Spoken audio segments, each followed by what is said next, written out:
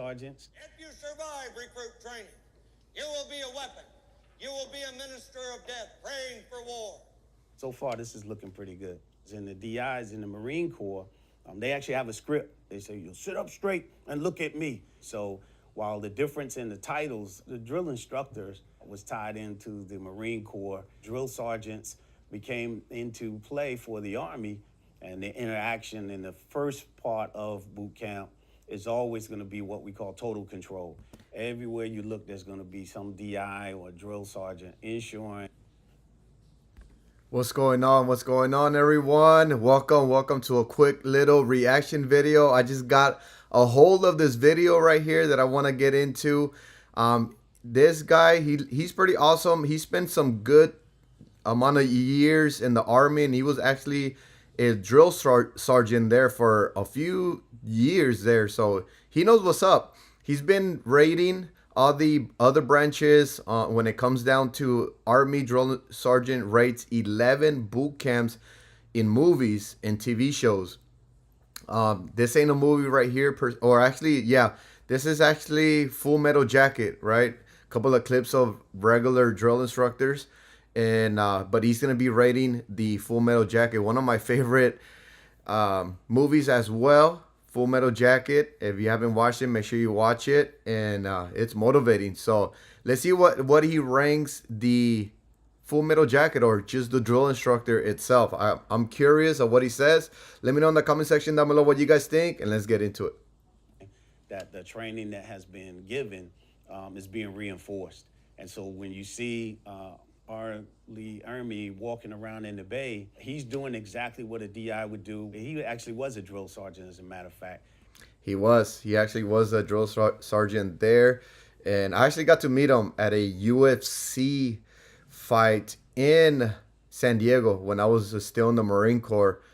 He passed away already not that long ago, but yeah, he actually he had the traits, the characteristics of a real drill instructor. So that's awesome. That's why that movie became super popular. I don't want to spoil it for you, but in the movie you only get to see him in the beginning of the movie, not through the whole thing, but it's a really good movie. So R. Lee Ermey is awesome. He served several years during the Vietnam War as a DI. Do you maggots understand that?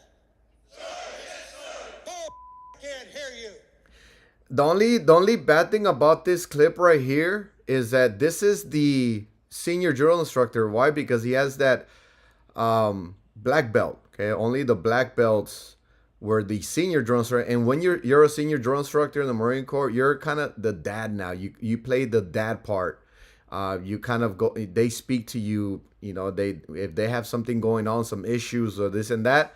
That's when the senior drill instructor comes in. Not to say that the senior drill instructor doesn't go in there and starts chewing them out or playing games with the recruits, but the majority of the time they're just there as the daddy version. But so, and right here he's in Alphas, drill instructor, Alphas, awesome uniform right here. If you notice, the DI is constantly yelling, and it's not because they like yelling at individuals. It's just that they don't have to repeat the same commands over and over. So if you have a recruit on one end of the bay, he or she is going to hear the instructions all the way on the other end of the bay. Diaphragm. Using the diaphragm to making sure that the voice travels. That's how we're able to sound off. But this is funny right here. Trying to squeeze an inch in on me somewhere, huh? Another thing that you often see in these movies and TV shows is the DI or the drill sergeant doing a lot of cursing and swearing. Cursing and swearing is not something that is acceptable, but it does happen. For that Vietnam era, that's pretty realistic. Now you have people who are deciding to, serve their country, and it's a different view. I was part of the committee that created the change, what we called shock and awe, commonly called a shark attack, as opposed to this. He was part of the committee that removed that, and I was actually there when it was in process and when it got approved. We weren't able to do sharking anymore. We used to shark the heck out of the recruits it was like 3 or 4, even 5 of us as DIs sharking them from every single direction, getting the recruit way out of their comfort zone and getting them to sound off and getting them under pressure, under stress, and see how they behave, making sure that they're able to perform under pressure. So we used a lot of sharking. The only bad thing about the sharking that I usually didn't really agree with was getting too close to the recruits to where even your cover will hit them. You will even hit them or spit on them or blow out our eardrum. So that's one thing that we tend to not try to do, but it did happen. And I think that's why they removed the shark attack completely. Fallacy, which was we have to break them down in order to build them up and focus more on the teamwork. And so that's what the 100 yards was designed to do. Day one, here's a challenge. Pop that blister. Part of that indoctrination when the DI comes in is the wellness of the trainees or the recruits. And so they have to inspect the feet, inspect the hands, and make sure that there's no open sores. What the is that?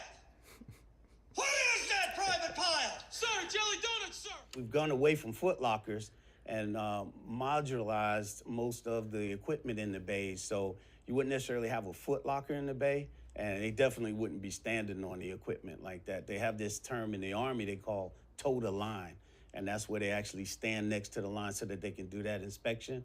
From now on, whenever Private Pile, I will not punish him. I will punish all of you.